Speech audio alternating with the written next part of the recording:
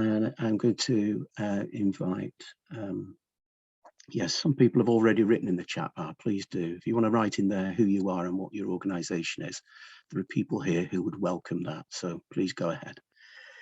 I'm going to invite my colleagues to begin with. I'm going to invite my colleagues just to say one or two little things very briefly about the Cambridge Mental Health Network and the Peterborough Multi-Agency Network. So maybe JadeAnne. Hello. Hello. Hi. Yeah, so I co-chair or vice chair, I think I am now, the Cambridge Mental Health Network. It's made up of about 60 members, some of which come from the same organisation. The majority of our members are from third sector charity organisations, predominantly Cambridge City, although some of those organisations do spread further into other districts in the county. We meet up quarterly. We have a 1.5 hour meeting online, like everybody does now, quarterly. And before COVID hit, we used to have biannual events as well. We have a small steering group, and myself and Danielle, which chair and co-chair it, and we have an administrator. So we do, unlike the other groups, we do charge a membership fee of £30 a year for people to attend our sessions, although everybody gets a session, and to be honest, we're quite lenient with it. Sometimes people only want to come just for that one session and to tell people about their projects, and we're quite understanding of that, especially if it's a really small organisation with very little funds. But we are funded by the County Council. We got some money some years ago from the County Council and Mind Ed Trust, and that budget is very small now. So we are very pleased to be collaborating with Peterborough and Fenland action networks. So that's us. Is there anything else in specific, John, that you might like me to mention? No, that's perfect. Thank you, JadeAnne. That's lovely. Thank you. And do we have Laura here or someone from PMAN who could say a word or two?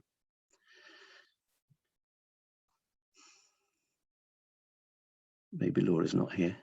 Peterborough Multi-Agency Network meets every month on Zoom, and it's had a very good period during lockdown. It's interesting, isn't it, how the group has grown, has consolidated, and has offered really good value to its members. And their approach is different. It's a drop-in approach, so anyone can drop in to the PMAN meetings once a month, and what Laura tends to do is go around the group and people get a chance to update one another, share information, and it's as simple as that. It works beautifully. It does what it says on the tin. That's PMAN. FENMHAN meets every couple of months probably, and we meet on Zoom. We sort of focus on the Fenland area, and we tend to have a guest to speak, and then we consider and focus on a theme before we then have our information exchange and networking. And if you want to let me know that you'd like to join us, I can put you on our list, circulation list. So that's PMAN, Cambridge Mental Health Network, and FENMHAN. And now I'm going to show you a little video about the integrated care systems. And it's a very short video, and it will tell you something about our focus for today. It's only 2 minutes, 47 seconds. Here we go. And then I'll bring in our guest today, Kit.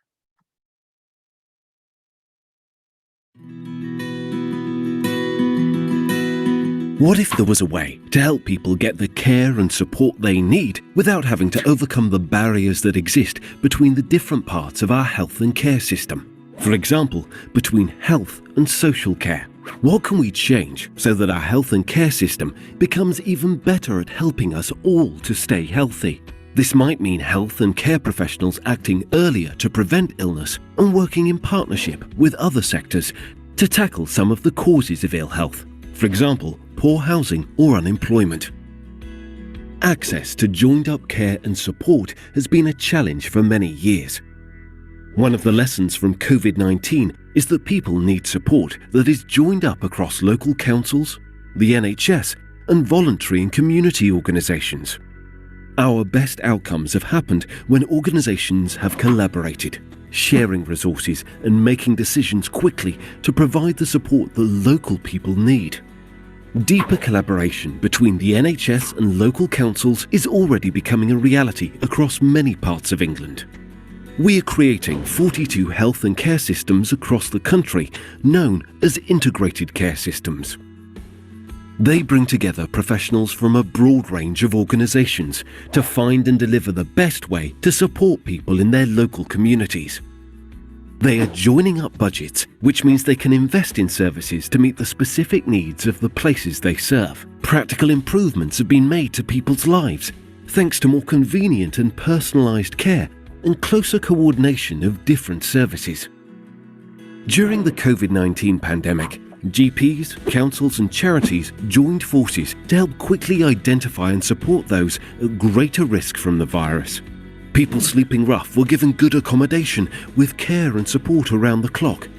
And hospitals worked together, sharing staff and resources so that everyone could get the help and care they needed.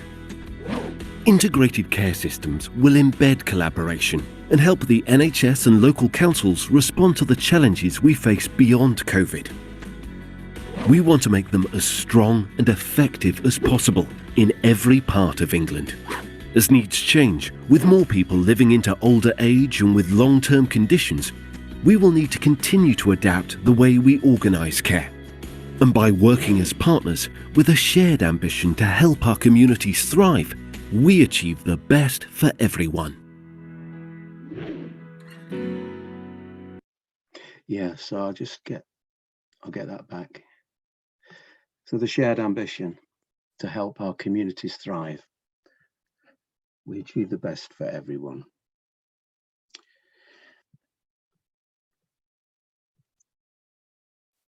Kit, our shared ambition.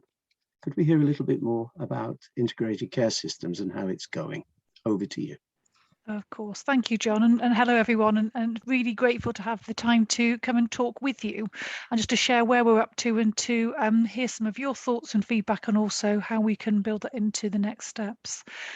So I think I recognise a few names. Some of you may recognise me, but those of you that don't, my name's Kit Connick and I'm the Director of Strategy and Planning for Cambridgeshire and Peterborough ICS. And prior to this role, I started, I think in about March this year, I was Director of Corporate Affairs at CPFT working with John. So know the system well and know the colleagues in the system well.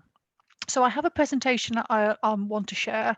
I'll flip through as much of it as quickly as I can without going into too much detail, but very happy to also share this after the meeting so that you have a chance to kind of read and digest that at your own pace, because I appreciate sometimes it's hard to take these things in. So I'm hoping I will be able to do that now. Can everyone see that presentation? I'll need someone to be able to, you can, okay, super. So let me just put that on full slide deck, okay. What is unhelpful is that my system is now frozen and it doesn't seem to want to move screens. Okay, let me just see if I can close that down again and unshare for a second. Stop sharing that just while I find it. Apologies, John.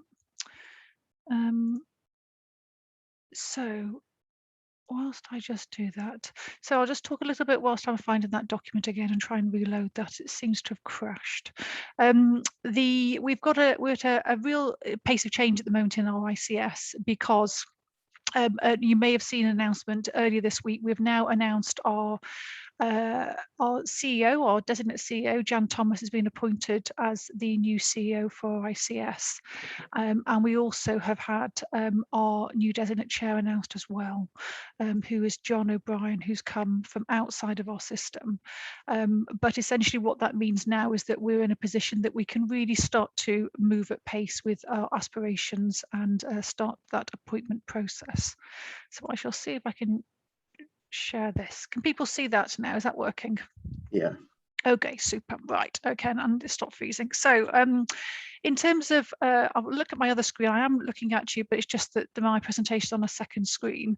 In terms of our ICS, the presentation that John shared and the brief video does set out what the aims and aspirations of an integrated care system, an ICS, is.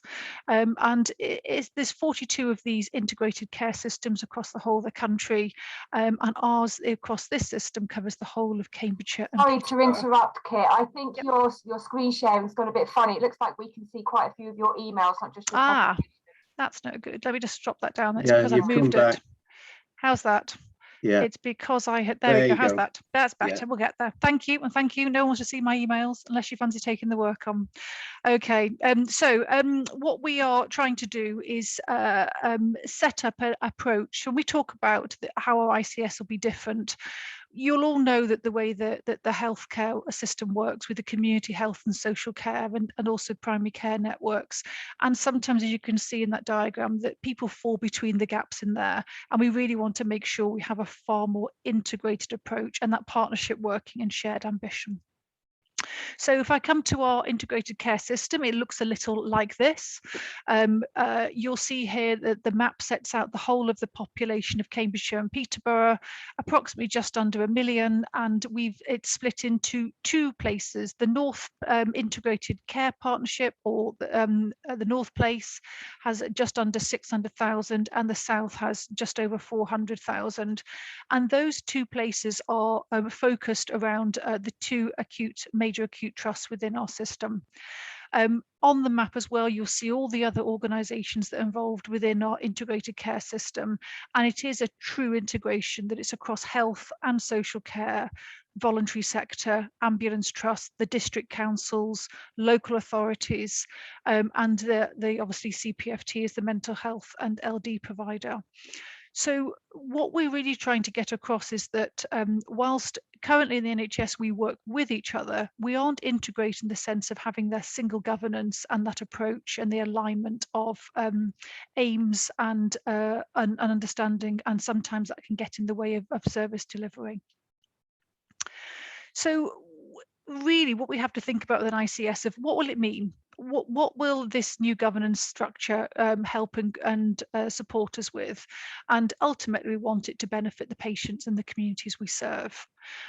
We want to really address some of those health inequalities that we know are experienced by people within our community, and we want to make sure that we do improve those outcomes for the most disadvantaged. And I'm thinking there sometimes about people with mental health experience, sometimes about people who may be living in poverty, sometimes about people who live in very rural parts of our community who find it hard to access. And what we want to do is make sure that those health inequalities are leveled up, not leveled down, to level up, so that people get a really good quality service regardless of where they're treated, and they're able to have control over their experience. And we'll do that by sharing information, sharing data. We talked a little bit in the presentation around the shared patient record, and also around use of digital, and ultimately trying to make sure we improve the health outcomes for our community and really help to benefit the local economy. So the thing that we're really keen to do is to engage with our community, to understand and to reset and create a different tone on how to work with our patients, our staff and our service users. And if we take as a given that we're going to improve quality and improve the financial situation, we want to make sure we have a sustainable service and that we use data and information to drive the way we do things.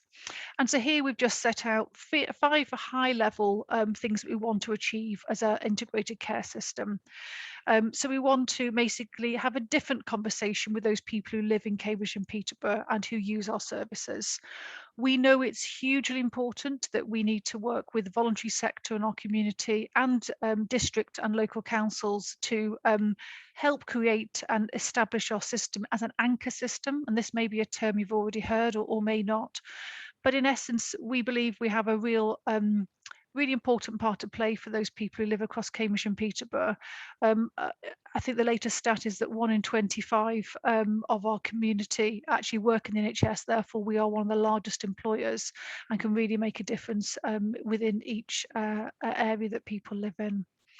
We want to use digital and use the benefits of digital to level up and to make sure that we can reduce those health inequalities we've talked about. We want staff to have a sense of belonging and thrive. We know everyone's had a very difficult and challenging 18 months as a result of COVID and experiences.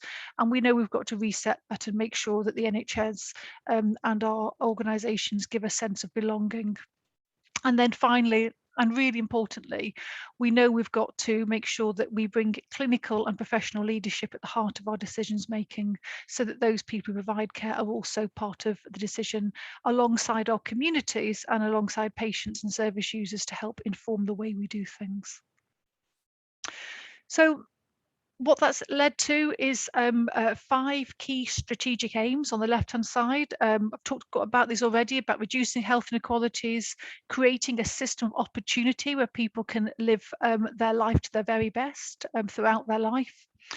We know that people want to have control over their health and well-being, and how we go about doing that. So we design services that people can access as close to home as possible, and that we're able to have the right support at the end of their life as throughout their life. We are fortunate within our system to have the Cambridge Biomedical Campus and other amazing resources such as Royal Papworth Hospital, as well as those services that we have up in the Peterborough and throughout the whole of the patch. And we really want to make sure we bring those benefits to all of our community, regardless of which hospital you live near or whereabouts in the geography you live. And then finally, hugely importantly, is to make sure that we live within our means financially.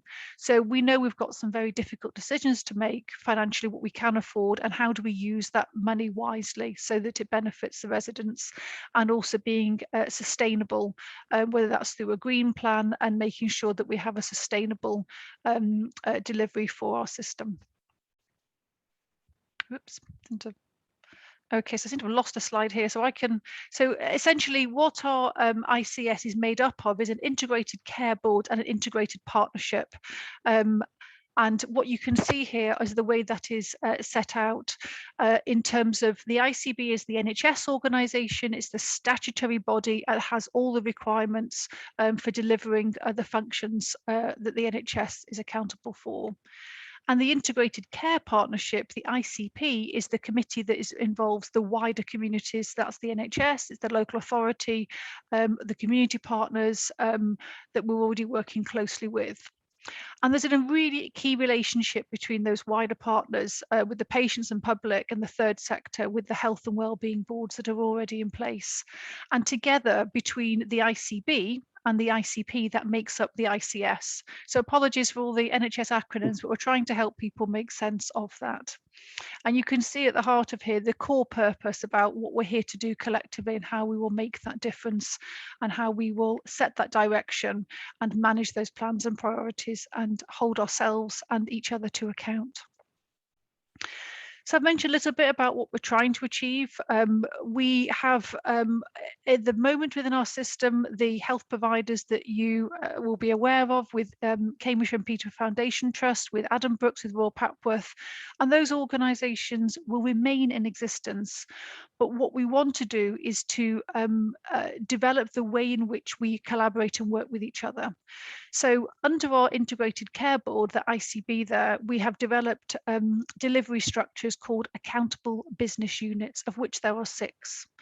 I've already mentioned the North and the South Place, which we've talked a little bit about, that support the delivery of care closest to home. There's a mental health and the learning disabilities collaborative that's been led by Cambridgeshire and Peterborough NHS Foundation Trust. There's a children's and maternity collaborative that will be led by CCS, by Cambridgeshire Community Services. A specialised acute collaborative that will be led by Royal Papworth.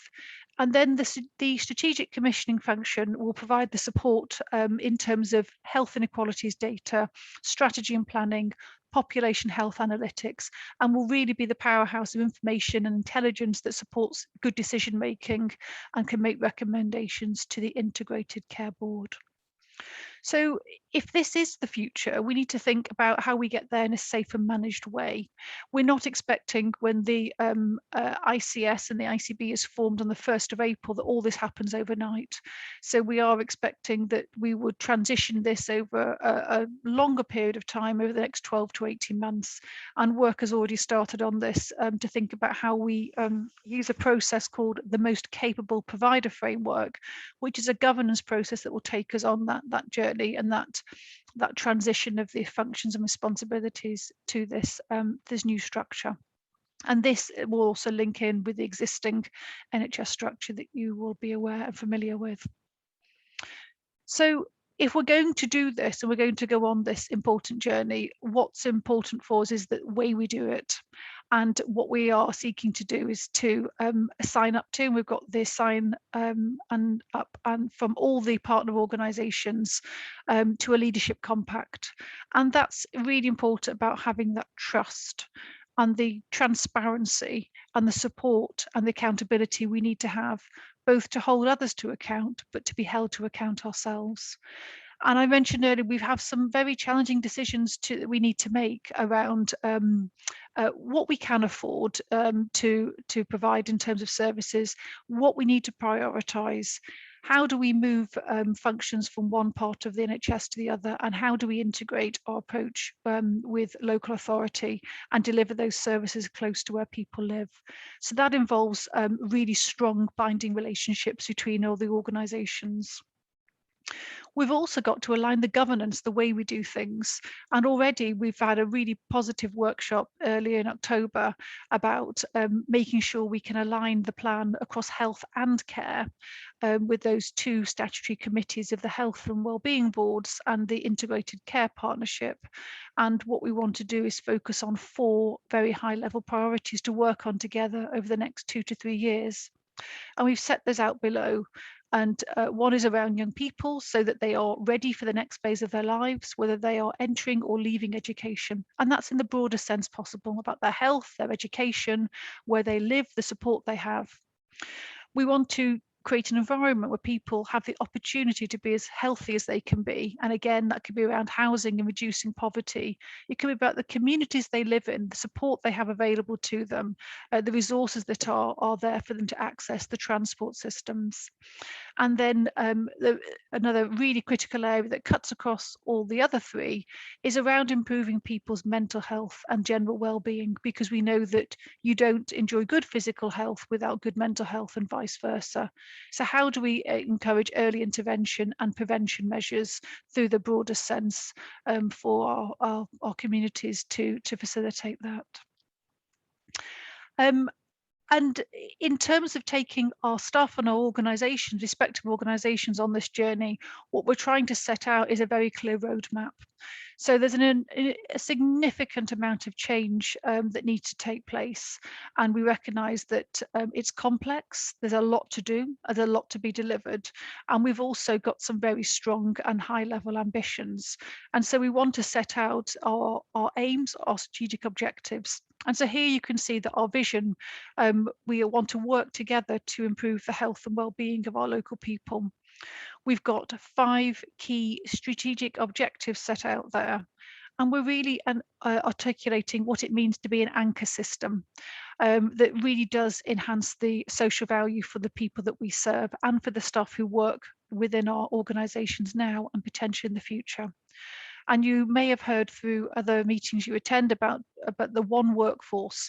So that's not the intention that there be a single employer for all NHS staff, but whilst there are respective different employers, what we want to do is have people understand that one workforce concept, what it means to be able to move fluidly between respective organisations, to have aligned training and education, and to understand how their talent and they can achieve their potential. So there's a wealth of strategies and plans that we need to have in place that will support our employees and for the public to understand what the ICS is here to do and how it will achieve those objectives. And we've just listed some out here in terms of sitting underneath each of those strategic objectives. So you can see the strategy around health inequalities, or around the financial strategy, or the estates and how we use our estates wisely and well across the county, and using digital to facilitate those changes. And then cutting across all of that work, there would be a workforce and people plan that supports our staff to achieve their potential, but also attracts hopefully new and diverse staff. And we're very keen that within the Integrated Care Board that we make sure that reflects the communities we serve and is diverse and inclusive in its broadest sense. And then finally, we need to develop a green plan, which is about how we support our system to be sustainable in its broader sense, in terms of using its resources wisely and making sure we have transport and meeting all those requirements to be a net zero organisation. So the challenge around developing our integrated care system is that we need to do this at the same time as all the other things. So we have to build a new integrated care system that we've talked about with these 6 accountable business units. We will be closing down the CCG that will be no longer in existence from the 1st of April. We've got to make sure that all those enabling work areas such as digital and estates and finance are really in place and are sound across our system. We have to deliver a medium-term financial plan that brings our system into balance, as we have some significant financial challenges. And we also, on top of all of that, have to deal with the operational priorities around vaccinations, making sure that primary care is sustainable, that there's good mental health access, and we deal with the urgent care. So it's a complex and a large-scale programme of work across all 4 domains, and we have to deliver all 4, both now and in the future. So what I wanted to finish with is really having taken up 10-15 minutes of your time just listening to me talk, is about how do we want to work with others? Because for me, if I think about the way in which we're going to make this difference in a positive way, it is about the communities we work with and those charities and organisations like yours who are making such a difference to people who live in your communities. So as part of the strategies, we have got to develop a strategy for engaging those communities by April next year. And there's national guidance around that. I've put the link in here and you'll be able to access that when I send around the presentation. And there's 10 principles, the way in which we do that. We've got to make sure that as we build our governance and development, that we think about the way in which we're going to work with people and communities that will make a positive difference, that we hear a diversity of voice and we understand what matters to people, and that won't be the same across all the county. We've also got to make sure that it's woven throughout the whole of the integrated care system. So it's not just about the people that sit on the integrated care board at the most senior level. How do we hear that diversity of voice at place in integrated neighbourhoods, in the various collaboratives and the groups that make that difference on the ground? And then also we have to make sure we gather the feedback. So to listen and listen carefully and act on that. So this is a starting point, I think. So we don't want people to feel that from the 1st of April, the ICS is established. For me, that's the start of the next stage of the journey. And we really need to be looking for the next 5 to 10 years about what our aspirations are for Cambridgeshire and Peterborough population and how we might want to work together to help address that. So if I end my slideshow and stop sharing, I should hopefully be able to see you all and you can all see me. Have I stopped sharing now, John? It's very hard to tell on this system. Yes, you have. Super. Yes. Okay. Kit, what is there in this that is innovative, is going to change things, and what is there in this that excites you? I mean, why did you move in this direction yourself? I'm just interested just to get more of the personal angle, because that's what brings all of us here today, if you see what I mean. I do, and apologies because I think I've sort of That's all recently right. downloaded information, but I want people to understand where we are. So Of course. I think for me, so I've worked in the NHS now for I think 19-20 years, and what I enjoy about it hugely is it's a very challenging and interesting environment to work with people who really care about the patients they serve. But what I have noticed, and I think that most of my health colleagues would say the same, there's always a frustration that no matter how much you do, you can't always join up some of the gaps that exist. And for me, what excites me about the integrated care system is that it goes beyond governance, it goes beyond organisational change, and it gives us an opportunity to really address those fundamental challenges and work together to genuinely make a difference in a longer term. So this isn't something that we're going to fix and resolve overnight. It is something, though, that I hope that if we get it right in the next 15, 20, 30 years, we really will be reaping the benefits for those people in our population who either are children now or haven't yet been born. And we should be able to address some of those real challenges that people experience. So that's why I chose it and had the opportunity to help be part of that. Thank you. And before I open up the floor, there's the other thing I was going to ask, which is, I read that this is an overarching strategy. And the image that came to my mind was of being underneath the arch in your cardboard box or having a rough time. How can you give me any examples, Kit, of integrated care systems in operation now that really do reach into those places where the gaps are? Or is it something we're working towards? So integrated care systems don't come into place until the 1st of April next year formally. But I would say we're doing it already. And examples of where we're doing that would be around some of the integrated neighbourhoods that CPFT have developed and working closely with those primary care networks.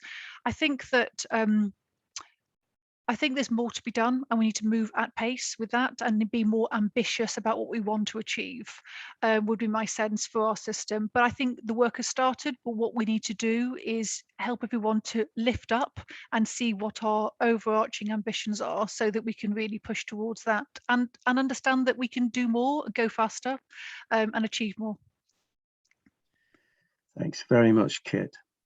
I'm going to open out now to ask if anybody would like to come in. You can either raise a hand or just speak. Yes, Susie, do come in. Thank you.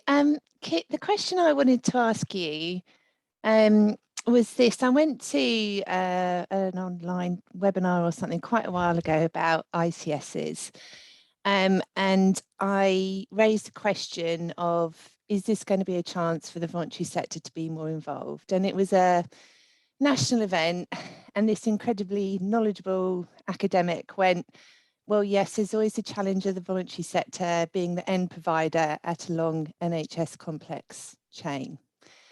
And I said, no, that's not what I mean. I think part of frustrations in the voluntary sector is it often feels like, okay, there's a problem, how can you guys help fix it? And actually, is the ICS going to be a chance for us to be at the table and go, this is the problem and we've got ideas to fix it? And then in relation to your presentation, particularly under the element of well-being, not well-being, health inequalities, actually, in just my view, I think the voluntary sector should be listed under there, because I think that we're often the ones to see the impacts of health inequalities as well as have solutions across the life course that can make those changes. And my beg would be, can we not just be told the problem at the end, but help to identify the problem and the solution earlier on? Yeah. So I think you're absolutely right there, Susie, around that. So I would agree with you that, and I must be really honest here, I think that there's a risk that sometimes what happens in the NHS is that we involve the voluntary sector, the third sector, when we've kind of run out of ideas ourselves or run out of capacity of resource to come and help.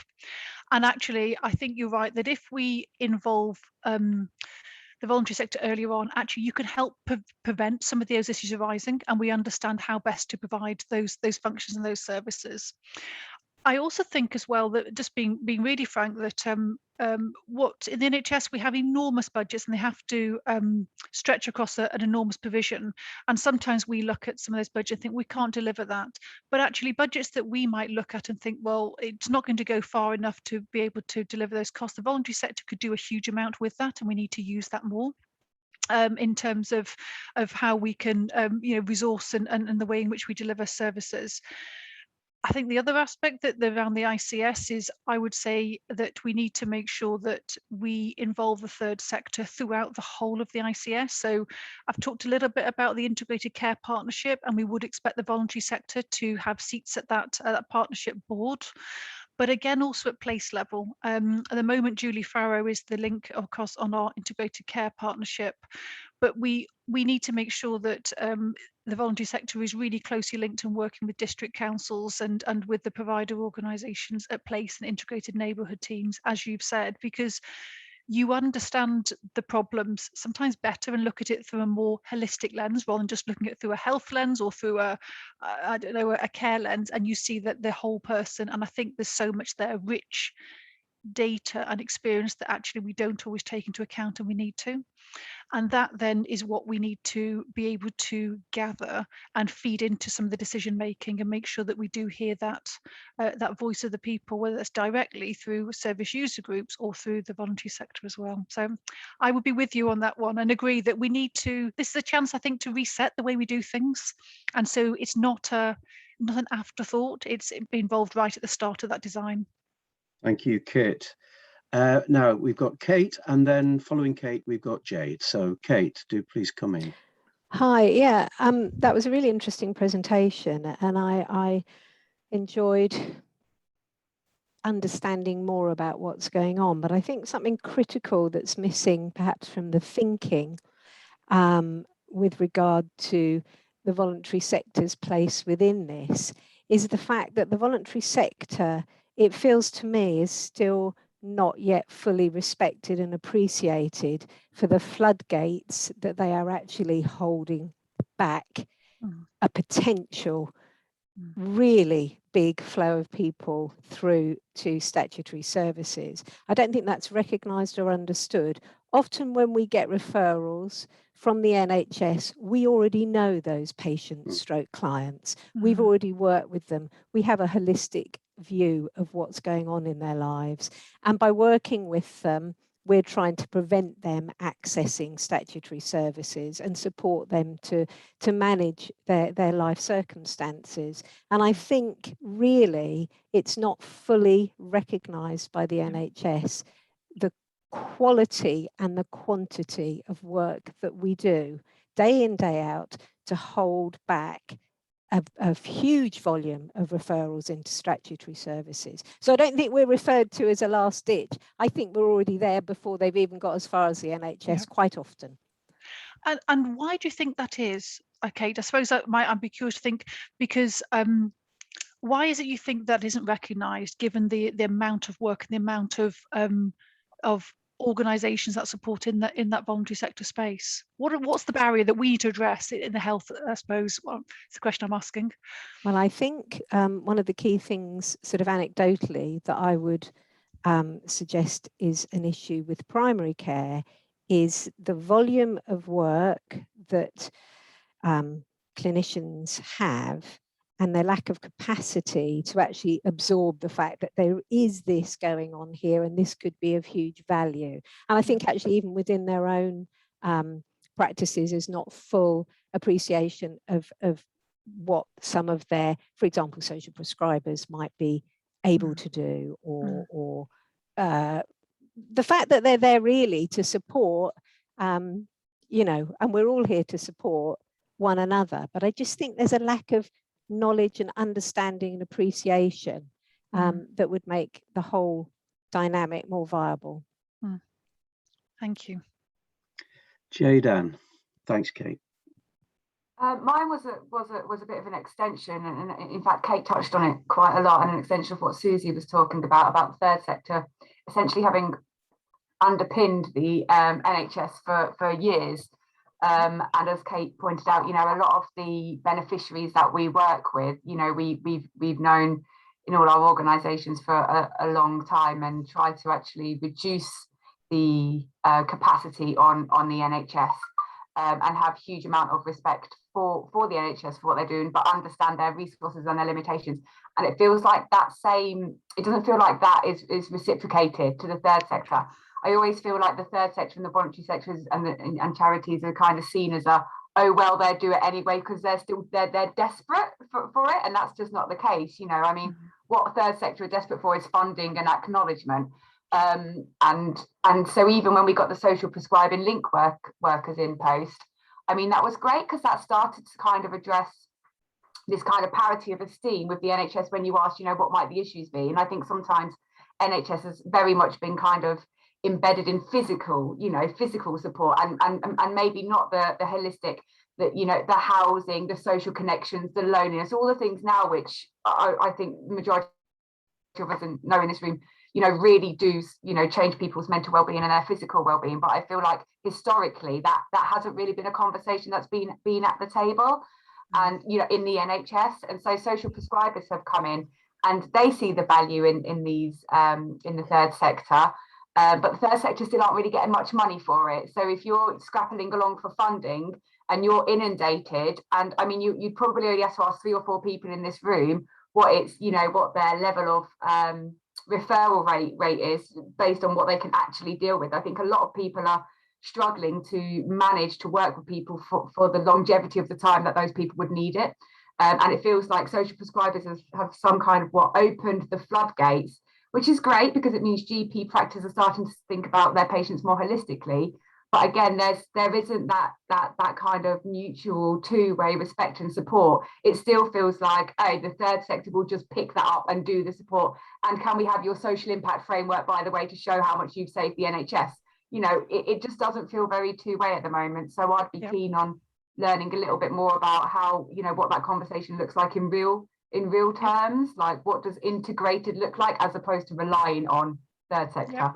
And if there's a shared pot of money for that, as opposed to just relying on other people's skills.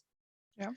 Thank you, JadeAnne, for a very clear account of that issue. And Jonathan, I'm just wondering, does your comment relate to that at all, or do you want to chip in there so that Kit can come back to you as well? Yes, it relates to what we're currently talking about, just building on what Kate and JadeAnne have just fed back. I mean, I have various voluntary sector roles.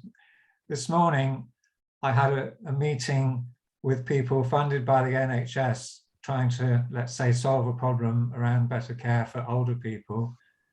And their proposals were about giving GPs extra checklists to sort of prompt them in their work.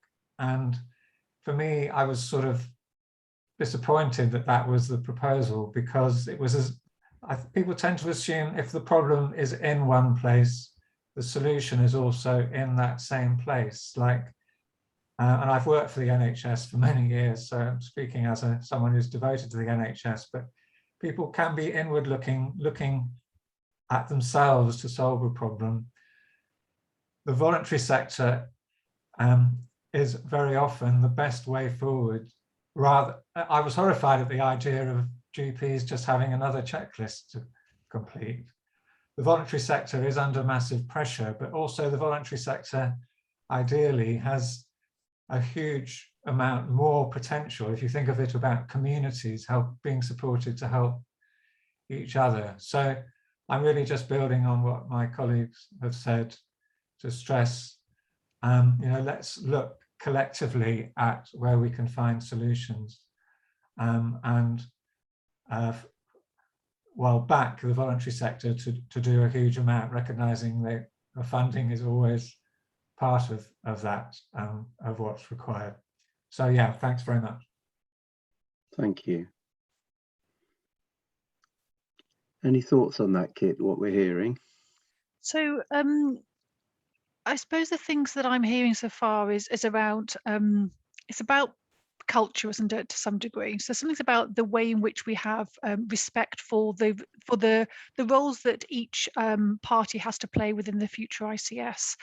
And the thing that I'm really keen to stress is that there needs to be a diversity of voice, but also an equality of voice. So there isn't a kind of a two-tier system of those who have the pot of money and then divvy out bits of it to other organisations, which I guess is how it must feel in the voluntary sector, that there's bits of money handed out and then you expect to do enormous amounts with it. So and so that's one aspect for me. I think the other aspect I'm hearing is about that really early engagement, as Susie talked about, which is not coming to say we've now got an issue, as Kate mentioned. You already know that some of these people who need access, engagement in what the challenge is, and what the challenge might be, and how we come together to think about how we work collectively to resolve it, until, rather than waiting for it to arise or the individuals to come through. I think the other thing is about that sustained investment. So we have got some difficult decisions to make around funding and around money and what we invest in. But what I can't begin to imagine how challenging it is if working in an organisation where you're not sure from year to year how much money you will have and what the expectations are for that. So there is something for me about the ICS. We should be able to address that and should have a desire to address that around giving having to set some challenging financial targets, but having that over a longer period of time. So contracts that go for longer periods, so the organisations understand what capacity and resource they have. And I think then as well, the final thing is around that genuine collaboration about a collective understanding of what the real issues are for the people we're looking after, and not looking at it just through one lens, whether it's health or physical health or mental health, is what's happening in the whole of people's lives, where they live, what transport they have, are they employed, do they have options for the future, and is that going to impact on their physical, mental health or otherwise, and how therefore do we wrap services around those communities and individuals that help them to take control of their lives, as opposed to having to constantly get input or support on a piecemeal basis. Thanks, Kit. I want to bring in two people who've raised their hands. One has raised a hand, and Mike's made a really important comment as well in chat bar. So we bring Mike in, if you would, Mike. But first, from a beacon organisation in Fenland, the Oasis Centre, Chris Stevens. Hi, Chris. Hi, sorry, I haven't got my camera on. I've got a bad connection and it keeps disappearing. But Kit's actually said some of the things I was going to say, and it is about looking at the whole approach of that individual. And for those of you that don't know where the Oasis Centre is, we're in the Waterleys ward of Wisbech, which is in North Wisbech. And on this ward, there's lots of different voluntary organisations that work together to help one individual, because that one individual will have lots of complex things going on in their lives, and by working together we can help them chip away at that, and that end effect has a great impact on their mental health and well-being. But it does take a lot of funding and resources, and like Kit said, we often rely on short-term funding, and it has to be long-term to enable a lot of this impact to reach those communities and help them, which will reduce their need of using the National Health Service and mental health services, because their health and well-being will improve and will reduce their reliance on those more expensive resources that are around. And let's thank you, Chris. Thank you very much. And let's bring in Mike here, because I'm interested, Mike, in what you're sort of getting at with your comment. Would you say a little bit more? Yeah, which comment would it be, John? The one about calling people patients and how we see them as a consequence. Right. Okay, yes.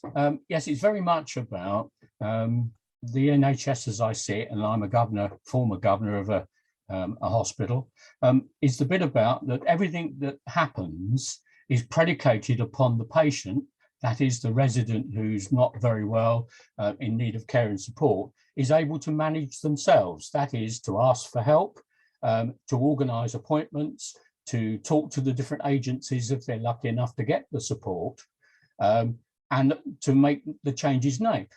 There are a large number of people who are not able or not capable or unwilling to do that. How will the ICS plan to do things differently, rather than just keeping on with the same thing about, well, that's okay if the person didn't ask for it, they don't really need it, and so on. And you, John, named a number of scenarios and of individual groups of people who might fall into this particular category. The ones that I'm looking at are the ones I'm more familiar with, is those that have chronic ill health or being disabled. And it's not part of what they do is to go out and say, oh, look, I've done this, please, can you do this? It needs someone else from the outside, a carer, a family member, someone who may have visited or touched upon that person's life. This seems to me, the major organisation, the money, how people work together, fine. Bring it back to the individual level, which is what I understand the ICS is more about. How will they deal with that? So I think you're right, Mike, around the NHS is good at supporting people it knows about, and there's people who put their hand up and say I need more and can help that. But we know that so many people don't access services for a whole range of reasons, or somehow slip through the net between various other agencies.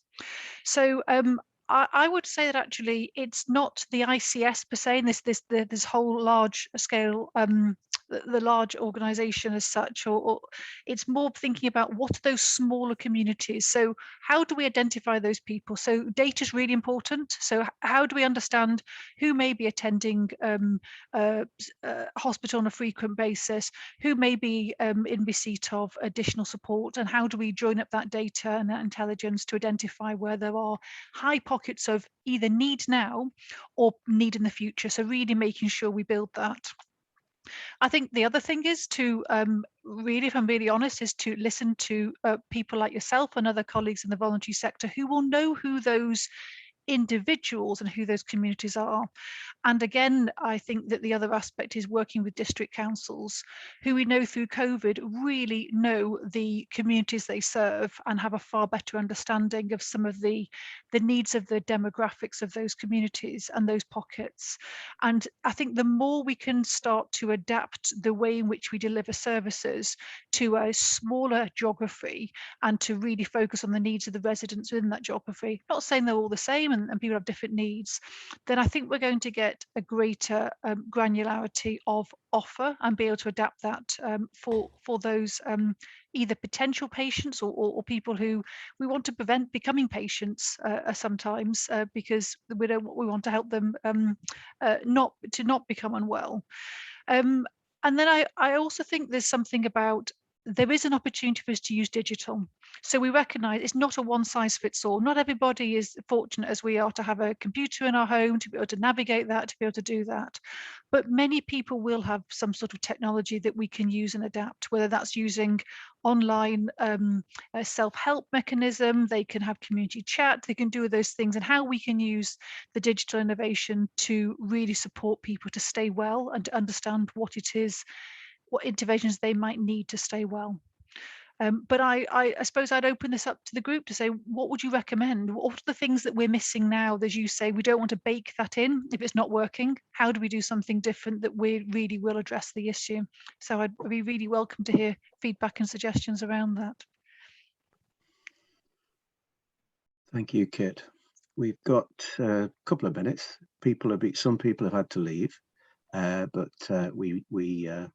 we're still open if anybody wants to make a contribution to help this understanding that Kit is seeking as well. Do you want me to ask the question about the ICB board, John? Would that be helpful? Go ahead. Yep. Okay, so the Integrated Care Board, there's a lot of guidance around membership of that. It is an NHS board, NHS accountability with a local authority membership on there. So we have 4 statutory roles that we need to have in place. We need to have a chair, a chief executive, a finance director, a medical director, and a director of nursing. There's also non-executive members that we will be going out to advert for, and then there are also other regular participants who aren't members of the board but regularly join on a monthly basis that will be drawn from the system. So there'll be a very clear and transparent recruitment process for the membership of that ICS board. The voluntary sector, we would absolutely expect to have membership of the Integrated Care Partnership, which we already have representation on there from Julie Farrow for the Integrated Care Partnership board, and then also at the various place levels. And we would expect in terms of the representation and that voice to to be clearly heard and had come through with through that and through the Health and Wellbeing Board as well. Thank you, Kit. And thank you to Leanna for that question. She had to leave and posted that question. I'm going to start to draw us to a close, unless anybody wants to jump in. Be good to keep this channel open, Kit, in some way. So if you can pass things our way and we can pass things your way, wherever you see fit to give it on your side of things, we can do the same on this side. Seems to me that we've got a community of people here who are exquisitely placed and understanding of what's happening at the root of things. But I also am aware of the kind of person that you are, and you're exactly the right person for us to be championing what we are about. I know that. So thank goodness that we have you as a partner too. So thank you. And thank you for being here. Thank you to everyone for coming together today. And I will post this video and circulate the link so that you can, if you wish, revisit it or share it with others, let others know about it. Clearly, some good things are coming around the corner, and we have an opportunity to influence and to be a part of these changes. So have a thank you, Kit. Thank you, everyone. I know it's it's precious time, so thank you for carving out that time to be here today. Have a really good rest of the day, and until the next time, I'll say bye-bye. Bye, Kit. Bye, everyone. Bye. Thank Bye-bye. you. Thanks. Bye. Bye.